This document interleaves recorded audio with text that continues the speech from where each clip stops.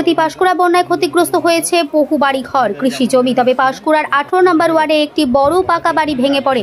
গত দুদিন আগে বন্যায় পরিদর্শনে আসেন বিরোধী দলনেতা শুভেন্দু অধিকারী। বাড়ির মালিক গণেশ ভূঁইয়াকে ওই দিন কথা দেন 5 লক্ষ টাকা আর্থিক সাহায্য করবেন। আজ তিনি কথা রাখলেন। শুভেন্দু অধিকারী প্রতিনিধিদের মাধ্যমে 5 লক্ষ টাকার চেক তুলে দেওয়া হয়। এই আর্থিক সাহায্য পেয়ে খুশি ক্ষতিগ্রস্ত বাড়ির মালিক গণেশ ভূঁইয়া। একটু হালকা হলাম উনি যে আমাকে এই আর্থিক সহযোগিতাটা করলেন।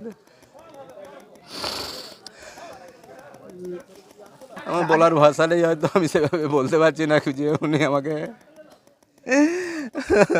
মনের দিক থেকে আমি দেখুন, আমাদের মাননীয় বিরোধী দলনেতা শুভেন্দু অধিকারী মহাশয় বন্যা কবলিত এরিয়া পরিদর্শন করতে এসে 18 নম্বর ওয়ার্ডে যেখানে নদীর বাঁধ ভেঙেছিল সেখানে এসেছিল পরিদর্শনে, এবং উনি যে বাড়িটি ভেঙেছিল মাননীয় গণেশ দা আমাদের গ্রামেরই বাসিন্দা, আমরাও এই